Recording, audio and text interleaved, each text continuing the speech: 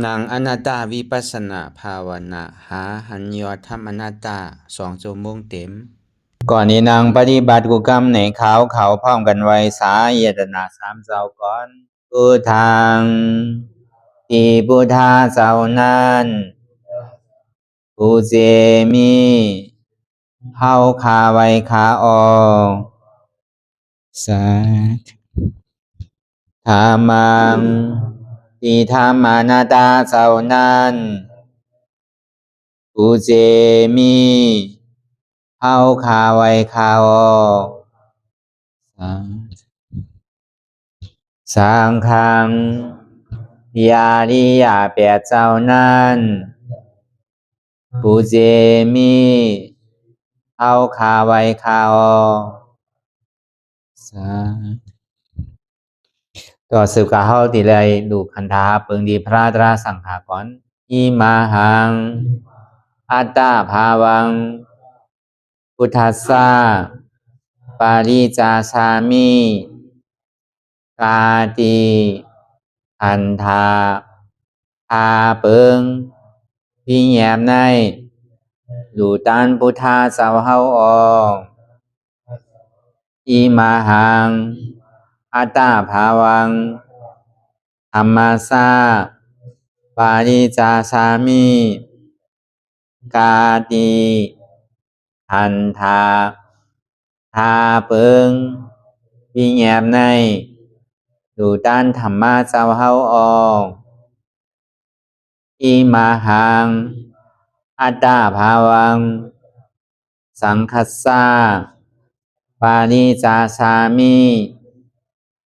กาติอันธา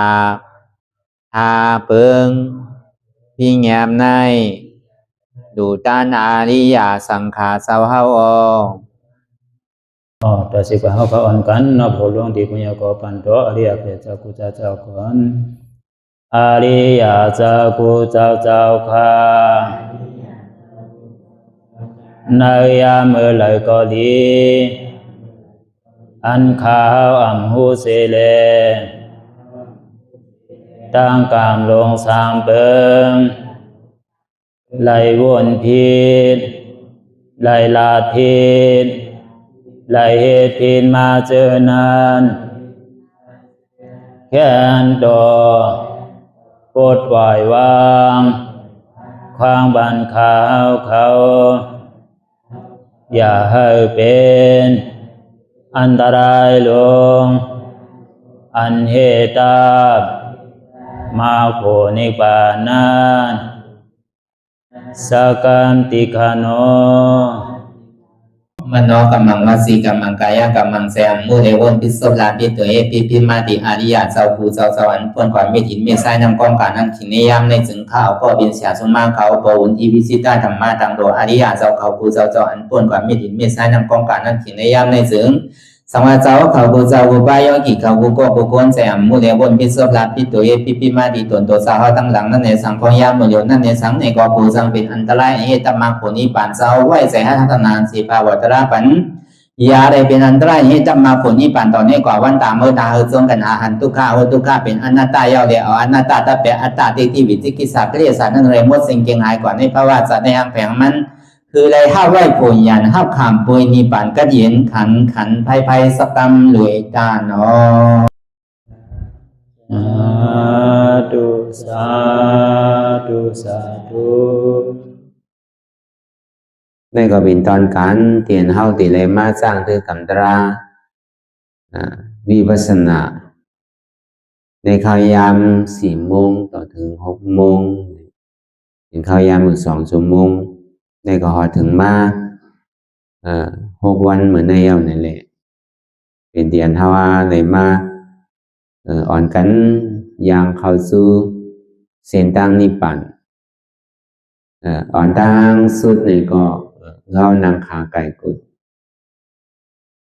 ขาขวาถ้าต่างขาซ้ายก็เลยเหมือนขาซ้ายถ้าต่างขาขวานี่ก็ได้มือ2 ข้างต่างไว้เหนือตาเท้าก็อย่าไว้ตัวซื่อๆอีวิเคียงในวิญญาณปนก็อย่าในเฮาลับหูเนื้อปุริยาปิญญาลับตาเนื้อปุตตายาปิญญา อยากตัวดีมันน้อยวิญญาณหาใจเตียนเฮาผู้นั้นอะไรเสียนั้นในเตียนมันพูดบอกกันถึงเป็นมานั่นในของเราหมอวางเป็นอนัตตาก่อนถ้าเราไปหันเจ็บไปหันทุกข์ไปผ่องเสียงเลี้ยงใส่เนื้ออนัตตาเนี่ยก็คือดีลมคือใส่เขาอ่อนตังคือใส่เขายาวๆคือเสียวยาวๆคือใส่เขาลึกๆคือเสียวลึกๆเขาเกิดออกตายเขาเป็นออกลูกป้องเกิดเปียกตายเนี่ยsẽ vào hao tôi lọc lạiด้วยเรามีญาณตั้งหันสื่อใส่ญาณตั้งวนสื่อใส่หันเฉพาะที่มันนำอุปึงแล้วตั้งแต่สิโกต่อไปที่ในมีอะไรพองอันไหนที่ว่าเป็นเฮามีเฮาเตียนเฮาอุปึงพองมันสี่สั่งไรเนี่ยใครเข้าในก็เข้าอยู่ใครออกในก็ออกอยู่ใครป้องในก็ป้องอยู่ใครแวบในก็แวบอันนี้มันบอกในลมตั้งที่ว่าสร้างก็ให้อาตับมันแหละตั้งแต่โอถึงกินเนี่ยตรงนั้นลงเคยใส่ทองนั่นตั้งแต่เน่าความมาต่อถึงพ้องยามมือเร็วมันก็เหตุการณ์ของมันอยู่ดีๆแต่เดี๋ยวมาติปฏิสันติในตองก็มือไรเนี่ยมันตื้นไปแล้วเนี่ยก็หัวมันดีตาย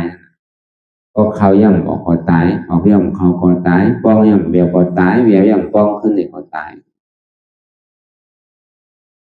เพราะว่านั้นในตั้งนาในหรือเสตั้งตายเนี่ยมีอะไรวันหนึ่งก็วันหนึ่งวงหนึ่งก็วงหนึ่งเหลือหนึ่งก็เหลือหนึ่งปีหนึ่งก็ปีหนึ่งถึงตีตายมันก็วันนั้นในเพราะว่ามันเกิดแปดตายไปเดียวในซึ้งยาวส่วนใดส่วนเป็นนั้นวันนั้นสังเหตุซื่อก็วันนั้นเหมือนยังตึงมีลมหายใจเข้าออกยังตึงมีลมหายใจเข้าออกในการนั้นแหละเขาย่ำพยายามเฮ็ดย่ำพยายามพึ่งเตือนเนี่ยก็เขาหลอกคัดใจเฮ็ดพอถึงทีพึ่งพอถึงทีถึงตั้งอย่ามีไปขิงไปข้าวไปยำเขาหลอกหาขิงขาข้าวยำตัวตั้งหรือไรก็วันนั้นแหละพระเป็นเจ้าปิ้งยับไว้วันยัดปิ้งยับไว้ว่าในว่า3 เดือนในพอไปหางในข้าวยำมือเดียวในก็มันก็จำมาลอยๆก็เป็นข้าวโหนเย้านี่ก็เขาว่าก็มันกระเฮือมันก็ที่ถึงมาในการเข้าว่า3 เดือนในปันส่วนใดส่วนเป็นของอุบาโสบาสิกาส่วนใดส่วนเป็นของตกาเขานั่นประวัติในเขาตั้ง3 เดือนนั่นต้องทำต่อสังขยาหรืออยู่เป็นตีเป็นตั้งนั่นคืออยู่จำวันจำคงอันดีเบิ้นจำอยู่ในรุ่มล่าอะไรที่ได้เฮ็ดที่ได้เมตตาถึงพอมีออกศรัทธาเขาปาโสปาสิกาเขาเตียนเป็นไรเลี้ยงเขาซ้อมพักซ้อมไรให้เบียวิจาเลยหลู่ดันปัจจัยสีเปิงสีป้านั่นหนังเลยเป็นดิมซุ่มดอกซุ่มหลายนั่นพระเป็นเจ้าก็ปีเงียบไว้ในเขาตั้งว่า3 เดือนเนี่ยจนนี้เปิดโอกาสคนหวานคนเฮินเขานั่นมาย้อนศีลเอาทำได้มาถ่อมตราก็เปิดถึงขิงขาข้าวยามนั่นมาในสังขารนี่มันจู้กันซึ่งมหาสวากะอัคราสวากะเมื่อนังเจ้าสารีบุตระเจ้าโมกขราชมหาสวากะ80 เจ้าเขากำนำแต่มันจู้กันอยู่ทีเดียวเลยถ่อมตราพระเป็นเจ้ามังก็ใครถ่อมตราเจ้าโมกขราชก็เมื่อหาไวสาเจ้าโมกขราชมังก็ใครถ่อมตราเจ้าสารีบุตระนี่ก็เมื่อไวสาถามถึงเจ้าสารีบุตระเมื่อหนังเจ้าอนุรุทธาเขาเจ้ามหากัสสปะเจ้ากุมารกัสสปะเจ้าอุปาลีเขาสนัยก็ได้เอธากถานิพระเป็นเจ้ายองปันตั้งนำมีเป็นตั้งเสียงมีเป็น80 คนนิพระเป็นเจ้ายองเป็นมหาสาวกะเป็นเอธากถาที่เรียกว่าเป็นปล่อยขึ้นไว้ปล่อยเหตุการณ์ตราปล่อยถ่อมตรานั่นกูปอกนั่น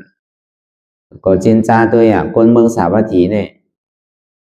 สวัสดีในมีเป็น7-80 ล้านว่ะที่เรียกว่าเมืองนำเมืองในเมืองเมียนมาปีถกสู้เมียนมาเนี่ยในเมืองโฮมตุ้มในเมืองมันเนี่ยเรียกว่านำเลยในก่อน คนที่ต้องเป็นอริยโสดาปันที่เก๋มันนั่นต้องเป็นอริยโสดาปันก่อนนี่มีเป็น50 ล้านวะอันเป็นรองโสดาปันนี่มีอยู่10 ล้านวะอันที่เป็นพุทธศาสนาอันเจ็ดนี่มี10 ล้านวะอันเป็นเกิงที่ดังนอกนั่นมี10 ล้านวะถึงสิได้มี80 ล้านเนี่ยนะอริยานว่านั่นตั้งแต่โสดาปันสกิทากรรมอนาคามกว่าใช่ไหมในห้องอริยเสียงอริยเนี่ยความไตเฮานั่นบอกว่าเนี่ยเป็นก้อนป่าตั้งนาอ่ำปอกขึ้นตั้งหลังอริยนั่นพุทธศาสนาเนี่ยปอกขึ้นตั้งหลังดีกว่าอริยนั่นตั้งแต่โสดาปันก็เลยตายเจ็ดปอกก็เอานิพพานก็เป็นสกิทากรรมนั่นในตาย3 จัดเอานิพพานก็เป็นอนาคามนั่นในตายจัดเร็วกว่านิพพานก็เป็นยาหันตาเนี่ยซึ่งตายไล่ใจมันตายก็เมื่อมันตายไปหมดแล้วนะกิเลสเนี่ยมีเอาพอตายกับเย้านี่ก็เป็นอนุปาทิเสสนิพพานเมื่อยังตึงมีตัวตนนั่นเป็นคำว่าสาอุปาทิเสสนิพพานมันดีเปลี่ยวดีมวลคือก็มู่เมื่อกาปานพ้นมานั่นเจ้าสังขารยานเพิ่นคนน้ำยาวกว่าพระเป็นเจ้าในเขาว่าในเมืองสาวัตถีในนำที่สุดก็ภาษาในโหมจอม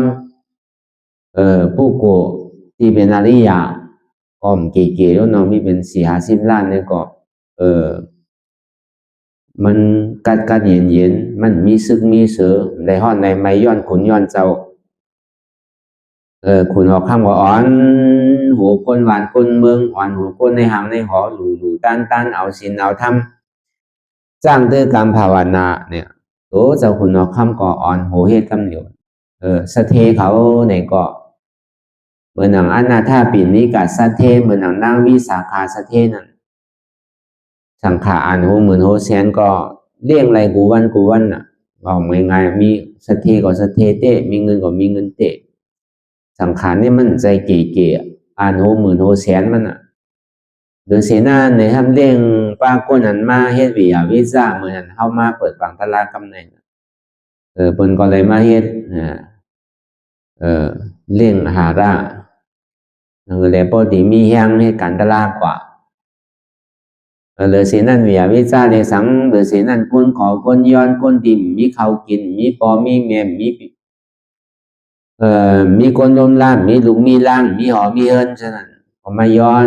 กินในเมืองกรานั่นพอเขายามมือเนี่ยเขาที่หันก็ถึงวันมันเดียวก็ยังตึงมีอยู่คนย้อนนั่นมันดีเปี่ยมวนคือก็มู่เมื่อกาปานเมื่อนั้นพอในว่ามาเนี่ยก็บัญญัติยิ่งอย่าไปว่า3 เหลือในเจ้าสังขารยานอยู่ที่ไหนเศร้าที่ไหนก็บอกขึ้นมามันก็มาอยู่จำบัดอยู่ที่พระเป็นเจ้ามันกองกับอยู่จอมเถินจอมป่าที่อันจำบ้านจำอันที่เจ้าสังขาเขาที่ก้นก็ให้ถึงนั่นเพิ่นก็อ้อนกันกว่าเตียนมีวัน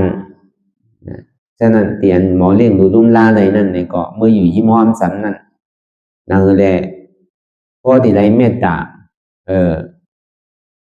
เขาพอที่ใดหนูไรต้านมีส่วนใดส่วนเป็นนั่นแล้วก็เพื่อหังในศาสนาพุทธคัมภีร์เป็นเสาเนี่ยมันมีหน้าดี8 ล็อกมันเป็นเดียนเจอฟันถูกที่หวานเจอหวานพันว่าหน้าดี8 ล็อกในเป็นสังเนี่ย1โสดาปฏิมรรค2โสดาปฏิโภ3สัตตกามิมรรค4สัตตกามิโภ5อนาคามิมรรค6อนาคามิโภ7อรหัตมรรค8อรหัตโภในห้องหน้าดี8 ล็อกอันนี้พอก็ไหลวันเจอพันมันโตกว่าเย้าในก็1คน9 ปีก็ดี2คนกลางปีก็ดี3คนปลายปีก็ดี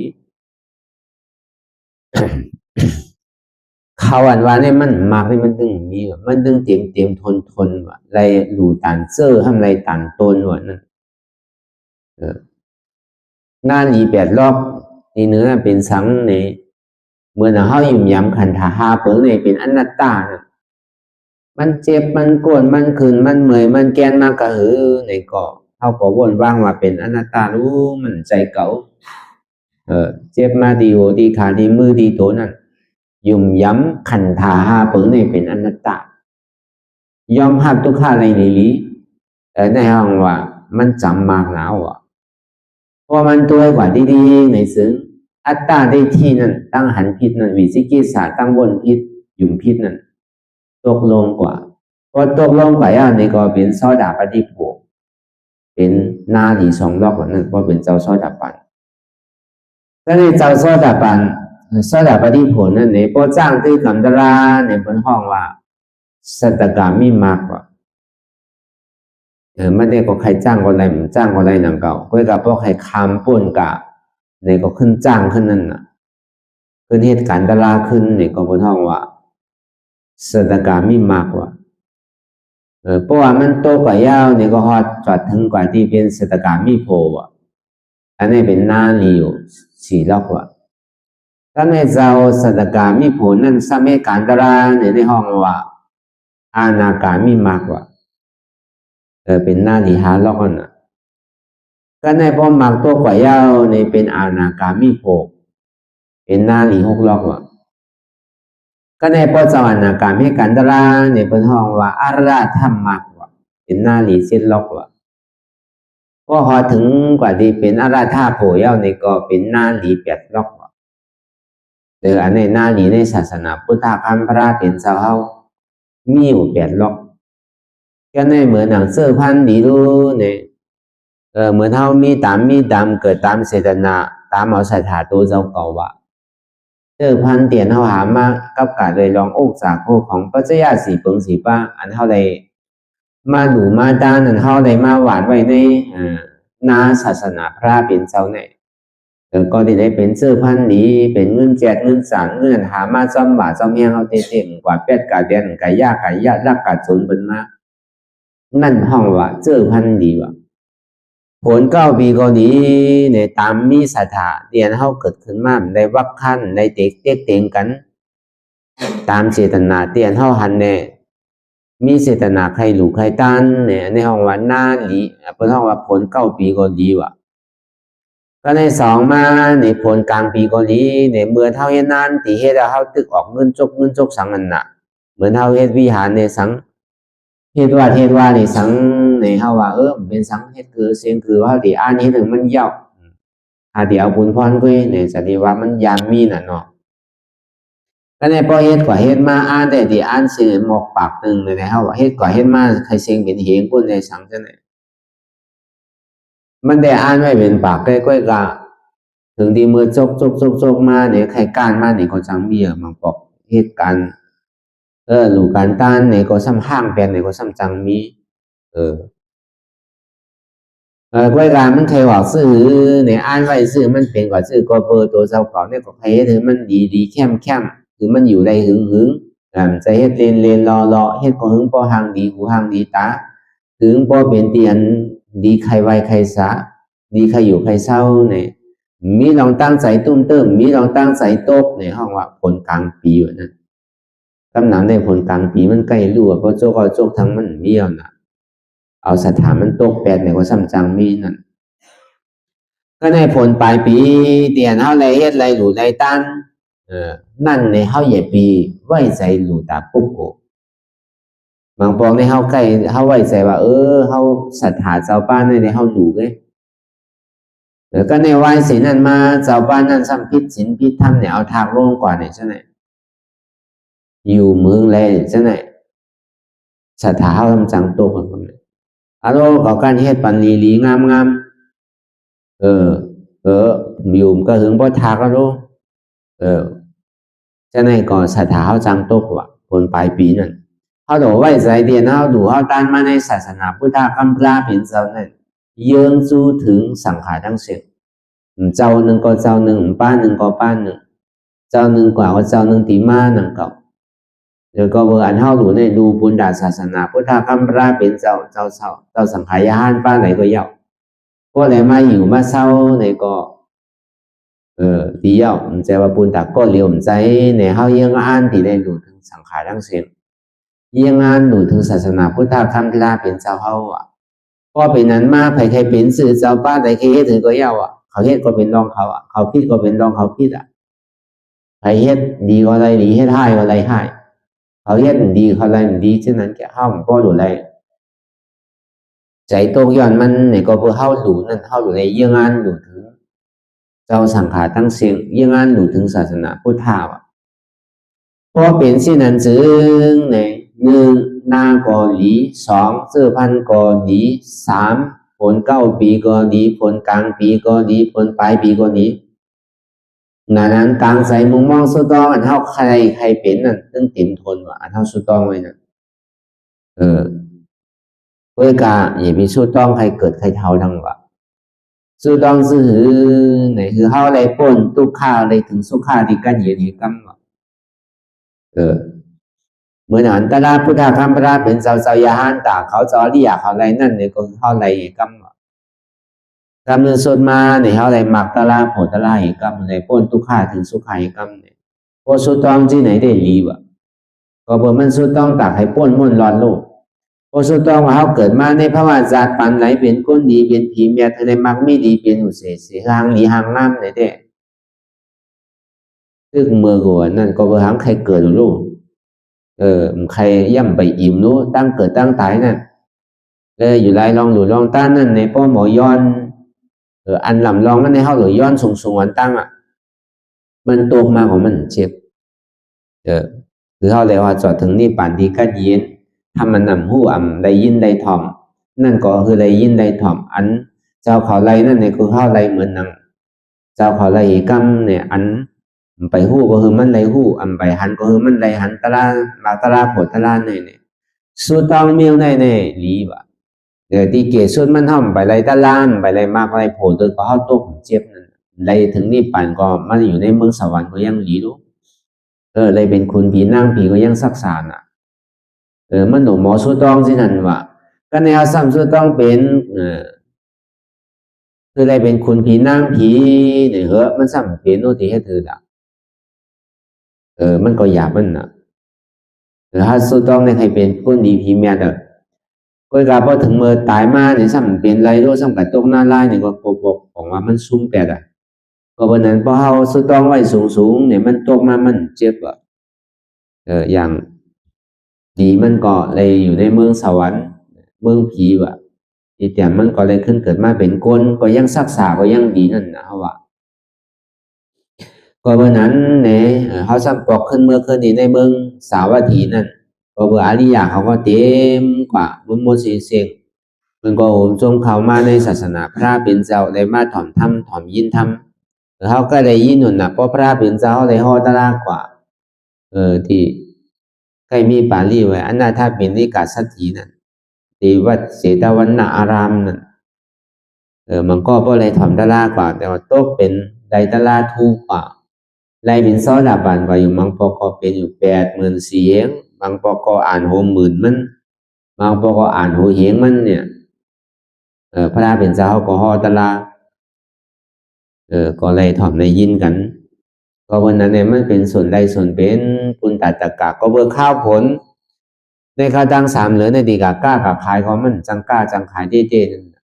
ตีเหตุการณ์อย่างเต้ๆก็มันจังเฮ็ดเต้ๆนั่นน่ะพอเบอร์นั้นในส่วนมีกันเฮ็ดเต้ๆนั่นนั่นในก็ที่ได้มีส่วนใดส่วนเป็นได้มาเหตุการณ์ตั้งดีได้มากำศีลได้มาถ่อมตราได้มาจ้างตื้อกำตราได้มาหลู่มาต้านจังไหนก็เบอร์มันเป็นส่วนใดส่วนเป็นของตะกาวคุณเจ้าเนี่ยก็ดีได้อยู่เป็นทีเป็นตั้งนั่น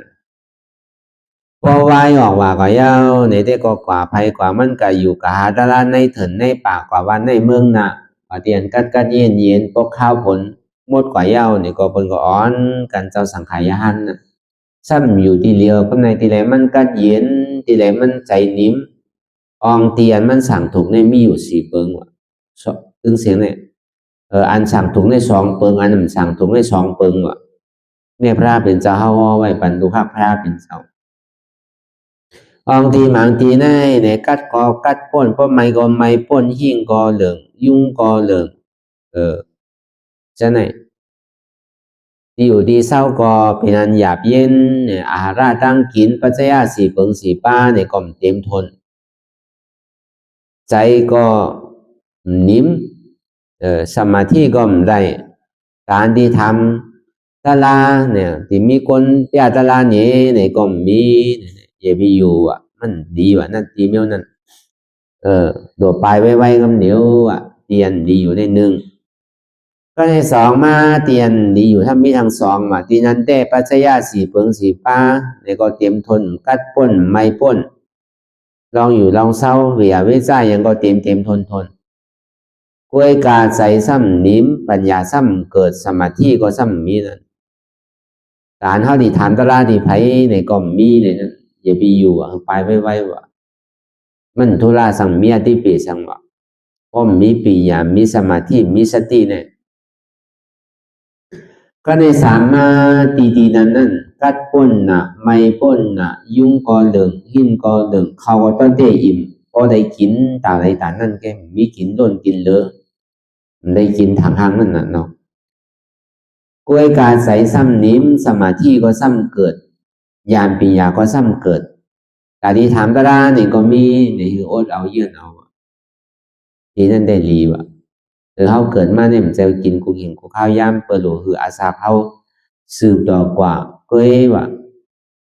อันนั้นก็ดีอยู่วะก็ในสีมาอองตีนั้นกัดก่อมกัดป้นไม่ก่อมไม่ป้นกินก่อมป้อเหลืองยุ่งก่อมป้อเหลือง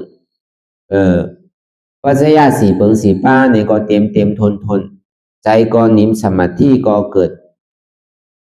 สติก็เกิดญาณปัญญาก็เกิดให้อย่าไปไปอ่ะวะคือตายที่นั่นอ่ะคืออยู่ต่อโจกว่าวะอองตีเนี่ยก็มันก็เหมือนกันนะครับ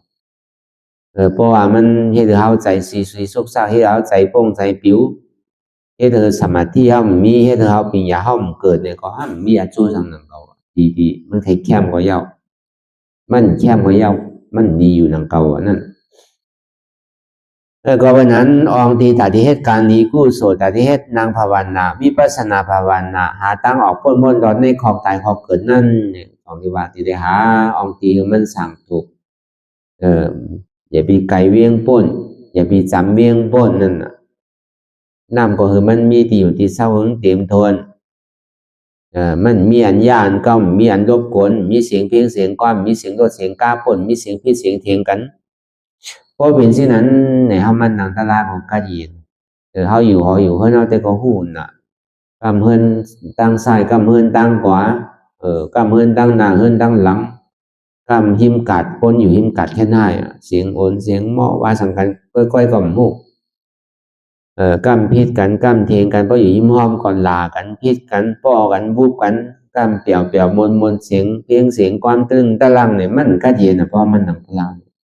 อยู่เขาตึงนางตลาดเพราะเสียงเครื่องกลางแห้งมาเนี่ยก็ตกใส่นั่นน่ะอยู่ไหนมันเฮ็ดให้ใจเขานิ่มไรมันเหมือนเขามาเปิดปังตลาดอยู่ไกลเวียงอ่ำจำเวียงป้นอ่ำไกลเวียงป้นในจังหวะเขาโลอันตีนี่ก็ไอ้ใหญ่ๆนั่นก็เพราะที่มันสั่งถูกสั่งต่อในซื้อเขาให้การตลาดก็ขึ้นเพราะอายุมันนำในตาการตลาดมันขึ้นว่ะพอมันอายุมันมีในการตลาดก็เจียวขึ้นว่ะ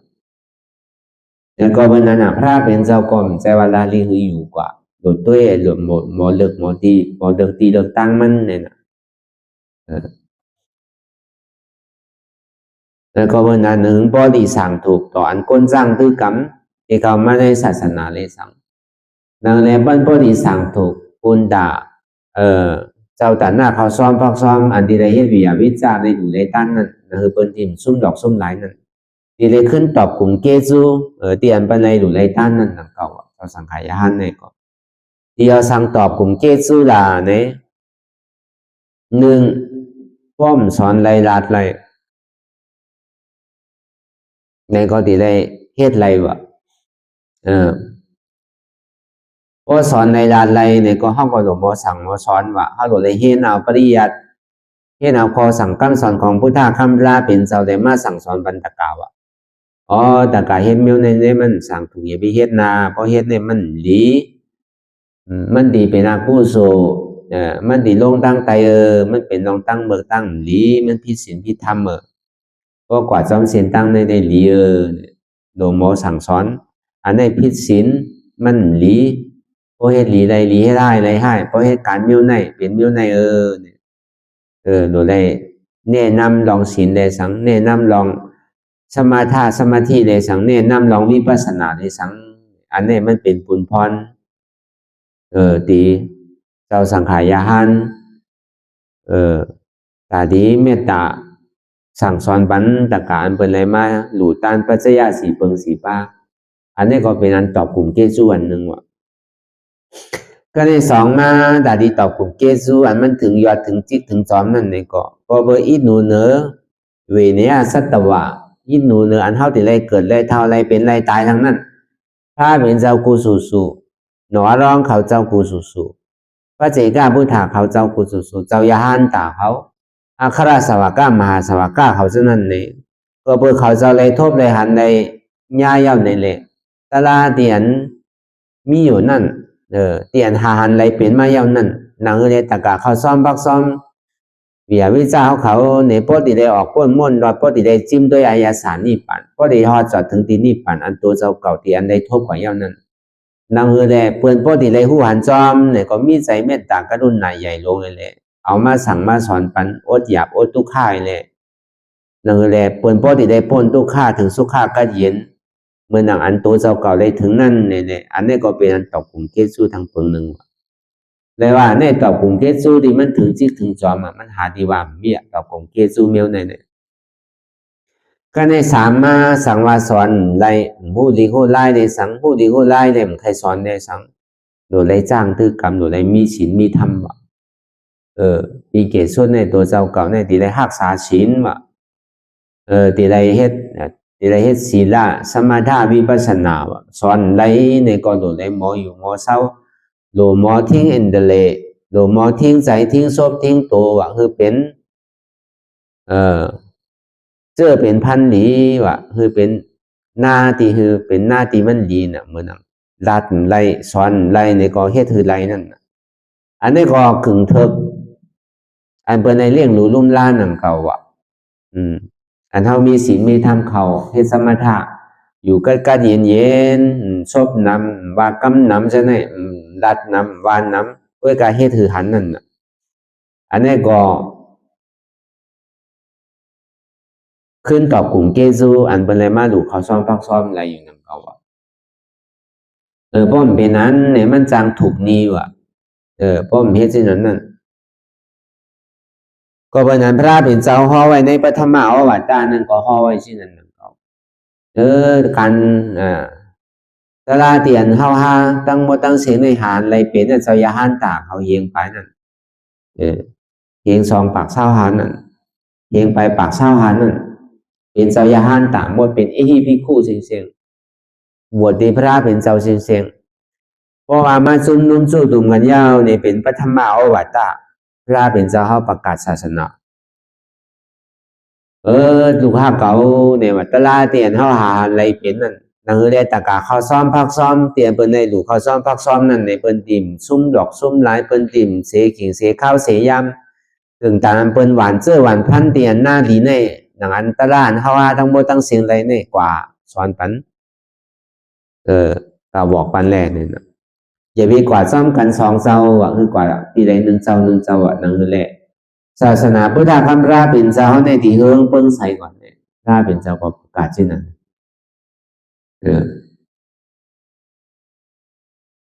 ก็เมื่อนั้นในแหละพอมาวนทัศสามตัวในพระเป็นเจ้าในมีมหาจากกรุณาอันใหญ่มีดีแตกต่อถึงมาว่าถึงกาปานพ่อเฮายามมือเหลียวในก็เฮาก็ยังเลยมายินเลยมาถ่อมขอสั่งคำสอนของพุทธคำพระเป็นเจ้าใน45วันลุ่มๆเนี่ยมีไว้ต่อถึงพ่อยามมือเหลียวยอมก่อมยอมหรือก่อมหรือ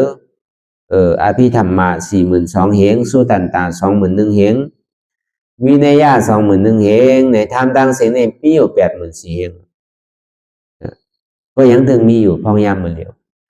ที่ว่าเหลือก่อมเหลือที่ว่ายอมก่อมยอมอันยอมมันเหลือเนี่ยมันเป็นมหายานนะมหายานนั่นน่ะอันมันยอมเหลือนั่นห้องว่าเถราวาทอันนี้ก็เขาก็ยังได้ยินได้ถ่อมได้หันอยู่ต่อถึงพ่อยามเมื่อเดี๋ยวในพ้นมาศาสนาพระเป็นเจ้าเนี่ย2,569อันน่ะเขามาครึ่งเหลือว่ะเขาก็ยังตื้อกามดีเลยยังได้ถ่อมได้ยินตรา ที่พระเป็นเจ้าเฮาได้ฮ้อได้ลาดไว้นั่นต่อถึงเดือเสนั่นกาเนี่ยเฮาก็ซ้ำในมาอย่างจอมเส้นตังอริยมรรค8เปิงในเสจัตรา4เปิงในเลยว่าเฮามีส่วนใดส่วนเป็นเต้ๆนั่นน่ะที่เลยว่าการเข้าว่าในเข้าตั้ง3เหลือนี่ก็เป็นตื้อตั้งปุณตาเสียตะกาเขาการที่เฮามาเปิดปางตลาดในก็เหมือนนั้นนำเก่าก็เบิกมันใจวัน2วันน่ะเนาะเฮาว่าพอในว่าได้ในก็เพิ่นก็ใกล้นอนวันศีลกันน่ะ14 15ค่ำ5 7ค่ำ8ค่ำ5มันก็กันนอน15ค่ำกันลูกเจ้าไอ้ก็มื้อค่ำมาเอาศีลเนี่ยกลางในเจ้ามาปอเขาน่ะไว้กับปังดาราเนี่ยเฮาก็เลยเฮ็ดเต้ในชีวิตวันเนี่ยเพราะว่าเต้ๆอันเฮาได้เฮ็ดเต้ๆมี9วันกันวันเปิดมันก็ก็คือน่ะวันทน2ได้น่ะอันจ้าเฮ็ดกว่าถ้าในถึงวันปีกมันเนี่ยก็พวกกลางในเจ้าไอ้เย้าก็ยาวน่ะพอถึง8 โมง 9 โมงมาเขาปิดปังตลาดเรียกว่าอันเฮ็ดมันเต้ๆเนี่ยมีอยู่9วันไงเพราะวันนั้นนั่นคือแล้วมันพอดีไรเพราะหาทหารเต้เนี่ยก็เฮาหมอเปิดประตูนิพพานได้พอหัดในปังตลาดเนี่ยแล้วก็เปิดเฮ็ดเต้ๆถึงขิงขาข้าวยามมาถึงขิงลูกตีไรลูกถึงขิงกินตีไรกินถึงขิงนั่งตีไรนั่งนั่น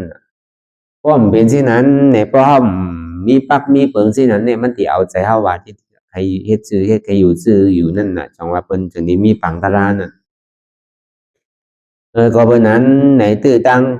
ข้าวยามมันสั่งถูกอันถ้าว่าในอ่อนกันเลยมาสร้างตื้อกรรมตลาดพอดีว่าขี่เฮ่อเนี่ยก็เป็นขี่เฮ่อล้ำเหลวกันน่ะแต่เป็นคือก็สิดีหรือล้ำเหลวกันอย่างนั้นเนาะที่ว่าหมอพายเนี่ยก็คนพายมันก็มีอ่ะลูก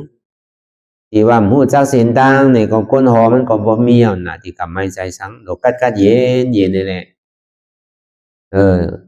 วนอยากตัวในตัวขันธาที่ก็ต่อไปตินกว่าแค่แม่ก็อย่าพิซุ่มนั่นน่ะในส่วนเฮาไม่ให้กันตลาดในป่นกว่า1 วัน1 วันในอย่าพิซุ่มจริงๆน่ะมันจะเฮาป่นวัน2 วันทำเฮาซ้ำพื้นนำเลยเก่าเลยสังค่ายนำเลยเก่าเลยสังเนี่ยป่องเฮาซุ่มเวลาป่นมา2 วัน3 วัน4 วันเนี่ยเฮายามพื้นมาอ่านน่ะปอกมันไหลนี่ห้ำก่อยๆช่อลงมานั่นน่ะ3 ปอกเมื่อครูบอกได้อ่านนับมันป้อมไรเวลาบอกในแต่บ่ได้พื้นน้ำพื้น3 ปอกได้เฮ็ดก็ให้มาได้พื้น2 ปอกได้กำไหนเฮ็ดก็ให้มาพื้น1 ปอกได้กำไหนเฮ็ดก็ให้มั่มพื้นยาวกำไหนเก่าพื้นยาวไหลน้ำเมียเท่านั้นมันซุ่มเนาะเพราะว่าเต้ก็เฮ็ดก็ให้มาพออยู่ซ้ำพื้นกว่าพื้นบ้านน้ำขึ้นให้มันซุ่มนั่นก็เพิ่นนั้นน่ะเฮาไม่กันตลาดนั่นนี่ก็เมียก็อย่าพี่เฮาซุ่มแล้วคือเฮาได้อลังก็ดีว่ะเพราะมันเป็นสินั้นในเฮาที่ถูกนี่ว่ะนี่เก่าก็แซ่ชายแต้นใดขึ้นซัมพอหานี่ใหม่ลูกค้าจังซั่นเกิดมาภาวะสาปันใดก็ดูว่าชายนี่อยู่ดิ้งๆน่ะคนมีนี่เนี่ยมันเปรียวเนาะนี่เก่าก็ชายแต้นใดขึ้นเนี่ยซ้ำหนูขึ้นหานี่ใหม่เพราะตาย要ซ้ำกับชายนี้หรือใจทุกขาที่นั่นแหละก็ได้นี้เก่าก็ชายได้นี้ใหม่ก็เอาแทงหาอารางไว้ไรน้ำเมียปองอีเนี่ยก็กัดยีนะกำเนิดก็มีนี้เอาก็เข้าดิ่มได้กับใจนี้ทั้งนั้นน่ะโดยเสียนั้นในคนสัจเวลาตั้งมือตั้งเสียงได้มาใจนี้ว่านั่นแหละมาใจกรรมเรียนตัวเจ้าเก่าในเฮ็ดไว้เพราะมีนี้ก็มีกรรมเอามีกรรมมันอยู่เหนือกรรมมันพอเป็นจันล้อพุทธราเพราะปีกับปีสิผมมีระยะเนี่ยก็แค่มันนี่เขาก็มีเขามีอารางไว้เอาโดยเช่นนั้นเขาหลงมีน้ำเมียแก่มันซุ่มจังว่าอริยาวันนั้นเป็นก้อนก่อตั้งน้ำบอกขึ้นตั้งหลังก็เพราะนั้นในกาปันพอเฮายามเมื่อเดี๋ยวในนี่ก็พอเฮาเฮ็ดได้ก็ดีได้ทบเตียวกวยกะมันเป็นกาปันเฮาว่าเนี่ยเป็นปกติสาวกะเมื่อกาปันพุทธาคัมภราเป็นเสาตึงอยู่เนี่ยเป็นมหาสาวกะและอัครสาวกะเพิ่นห้องว่าสัทธาอริยะเพิ่นห้องว่าสุขปฏิปตาปิยะปุโกเพราะอะไรทุกข้าเหมือนเฮาใช่ไหน พอถอนตราสุขยากโตเป็นโซดาบันกว่าใช่ไหมนั้นก็เอาศรัทธายุ่มย้ำเนื้อคอสั่งคำสอนของพุทธคำพระเป็นเจ้าตัดเป็นวิกิจิกษาตั้งอ่อนตั้งเนี่ยก็อัตตาสำคัญตั้งหลังไล่เป็นโซดาบันกว่าก็เบอร์เป็นศรัทธาอริยะก็เบอร์เป็นสุขาปฏิปตาปิยะปุกโกเวลาเข้าในซ้ำเป็นทุกขาปฏิปตาปิยะปุกโกเป็นปกติสาวกะที่ได้เฮ็ดได้เฮ็ดนะที่ได้ฮัดจุนตัวจุนใจจุนเจ็บอะไรจุนขันธาอย่างมากก็ตัวได้ฮัดจุนไรนั่นน่ะก็จุนไรก็มันจะดีถึงไรนั่นกาปานเท่าในที่ไรเป็นที่นั่นน่ะตัวต่อถึงเจ็บมันพอสุดกว่าตัวต่อถึงทุกขานั้นพอสุดกว่าตัดต่อถึงอัตตานั้นพอตกอ่ะเพราะเป็นที่นั้นเนี่ยก็มันติถึงนั่นก็มันก็หยาบนั่นก็เพราะเหตุการณ์เนี่ย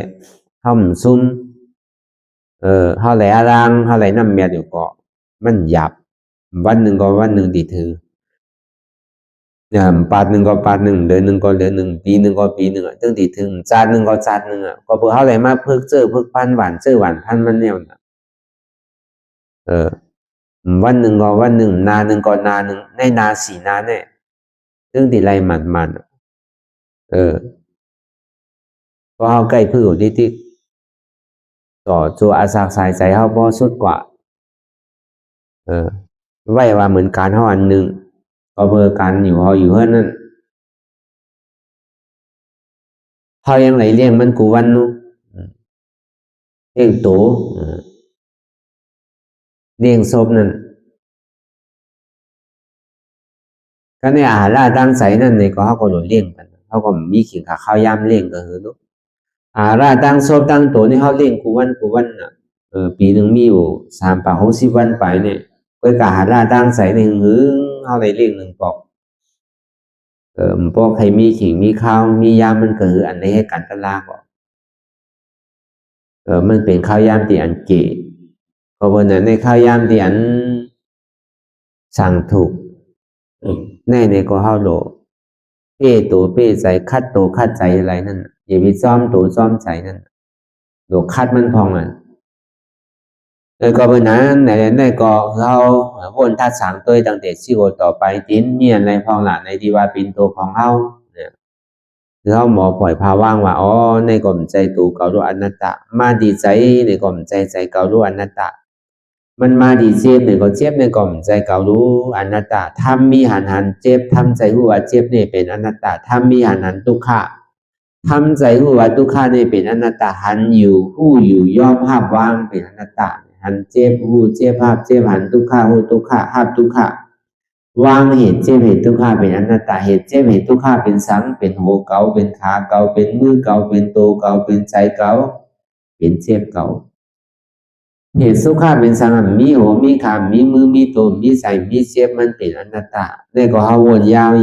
ขยามหึงอย่าไปว่าไว้อย่าไปว่าเทิงอันหันวนอันหันหึงก็เพียงเป็นกันกว่าวนเราถึงเจ็บนั่นพอสุดวนเราถึงทุกขานั่นพอสุดตัดเราถึงอัตตานั่นพอโตพูดขาดกว่าอะไรที่มันพูดบอกเกิดขึ้นเป็นมานั่นในก่อเขาหมอวางเป็นอนัตตาไหน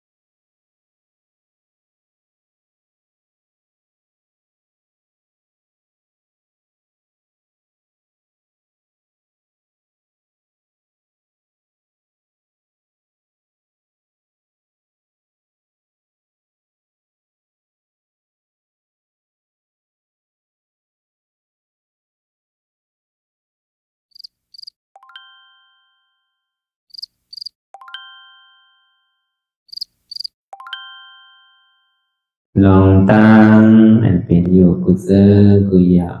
ย้ายข้องคำไว้ที่ใส่หูถอดถอนออกที่ใส่หูมันออกเสียงก่อนสภาวะอะไรก็ดีลองตั้งอะไรก็ดีอันเกิดขึ้นมาที่อยู่ตัวที่ใส่ที่เจี๊ยบสนั่นถอดถอนออกที่ใส่หูมันออกเสียงสภาวะยุทธาสีเปิงสนั่นเจ็บเทียนโตต่อเนตสั่นไหวโคมไต่ไม่กัดอ่อนแข็งสู้ตุนทรัพยายจึงอยากเป็นดูสภาวะยุทธาสีเปิงสนันตีหนังทาดกว่าผู้ทรัพย์ตีอัตตากว่ายึดว่ามีโตมีใสมีเจ็บสนันเอาบ่วางเป็นอนัตตาไหลลองแสนพ่องปิวอยู่อันเฮาว่นลึกว่นเลยอยู่เป็นเดิมเป็นลาวอยู่ซึ่งในสาวถอดถอนออกตีใส่หูมันออกเสียงก่อนยอมกึดยอมออกยอมลงอันเฮ็ดให้เฮายินดียินให้เสื่อมอารมณ์เสื่อมถึงใสถึงคอไว้ตีมันยืดไว้ตีมันเป็นทุกขานั้นปวดปล่อยวางออกที่ใส่หูมันออกเสียงก่อนลองเสื้อเป็นทุกข้าเลยลองย้อนถึงใสหลายๆอย่างมันเกิดขึ้นมาตีตัวตีใสตีเจียบสนั่นปวดวางย่อเสียงก่อนก่อยค่ายย้ายลายหนึ่งพื้น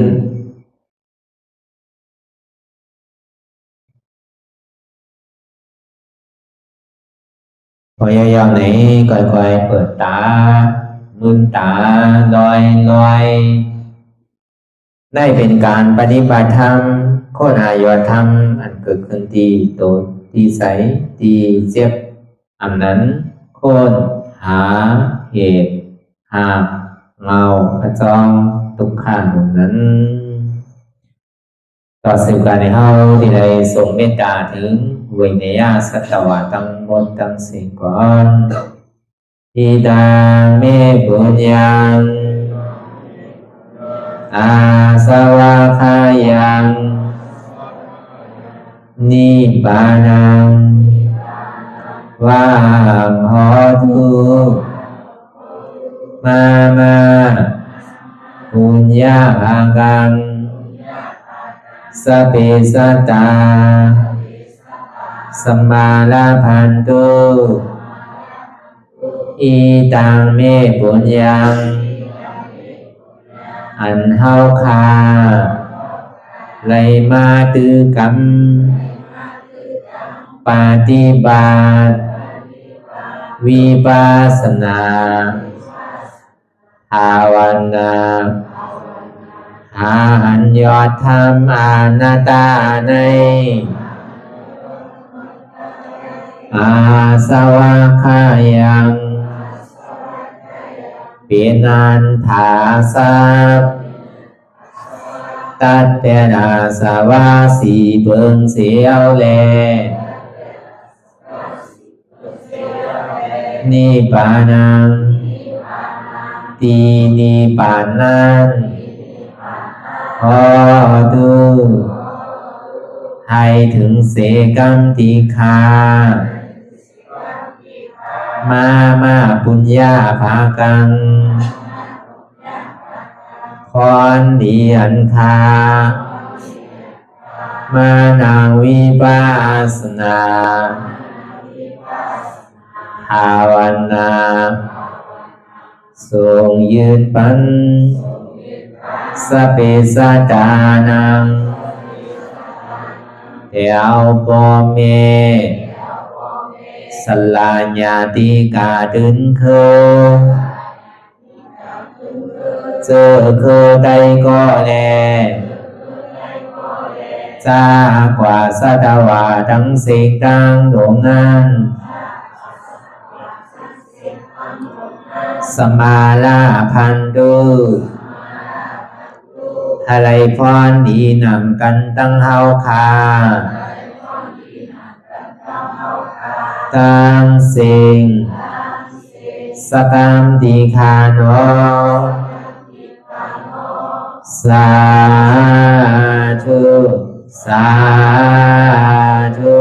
สาธุ ต่อสิกว่าเขาอ่อนกันนับหัวหลวงที่พุญญาโกปันโตอริยเปเจ้ากูเจ้าก่อนอริยเจ้ากูเจ้าข้าในยามเมื่อไหร่ก็ดีอันข้าวอ่ำหูเสเลตั้งกามลงสามเปิงไหลวนพิษไหลลาดพิษ